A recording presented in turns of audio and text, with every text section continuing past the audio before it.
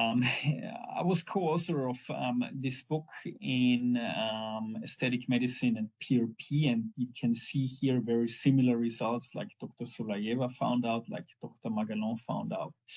And I want to focus a little bit more on the ACP, which I use in my practice as well. And for Arthrex, I'm doing lots of workshops worldwide, and have done also tests in my laboratory. This data actually is from Arthrex on its own, but it's very similar to the one I found out with my lab. I want to show you this slide because it's important to understand that in all the 5 milliliters of fluid PRF, the platelet concentration is elevated to 2.2, 2.5 times over baseline.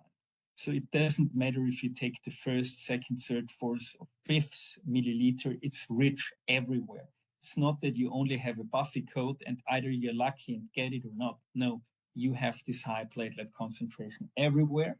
And what is important for you, straight at the border to the red blood cells, the leukocytes accumulate. So if you want to get a preparation free of leukocytes, just keep around 1 ml distance. And if you want to have some monocytes and lymphocytes in, they can be even good, as I said. Go sharper down to the border. And if you're treating wounds and you want to have neutrophils at the beginning of the treatment regime for a natural debridement, really go sharp into the red blood cells, capture even a few red blood cells, and you will have these cells as well. So you're pretty flexible with this double syringe.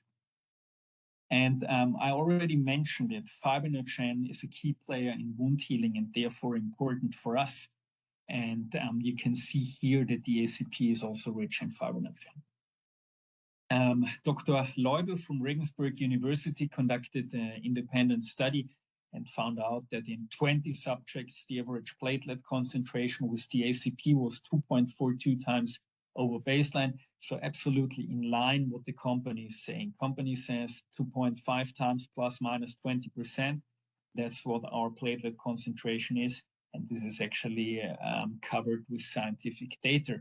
And have a look on some other companies' brochures and see if there are references cited, especially if there are PubMed listed papers cited.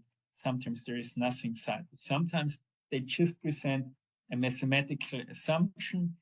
They say, for example, we have a start volume of 10 milliliters and have a final volume of PRP of 5 milliliters. So we have an increase by factor 2.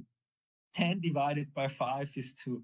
Well, okay, a mathematical consideration, but your system will not have an efficacy of 100%. So be careful what you trust and what you don't trust. Have a look for independent scientific data. Yeah, this is another study with Arthrex ACP, and actually it shows you a human fibroblast culture and the proliferation assay. And here you can see that the proliferation takes place over many, many days. So the fluid PRF builds a desired clot after injection at the point of care and releases the growth factors over many days, and fibroblast proliferation takes place over many days there and will lead to all the beneficial effects. So it's important to have the right interval in between the treatments as well. This study is from Berlin Charité. Berlin Charité is actually the largest university hospital in Germany. And again, here you can see 16 donors, so pretty good sample size, a good concentration around 2 times over baseline with the ACP, and 0.7 times below baseline with the Region Lab device. This is independent data from Dr. Franka Klappe-Schulz. Preparation of PRP, I said it should be quick, easy, and safe. And I'm taking out this double syringe. I connect it with a butterfly.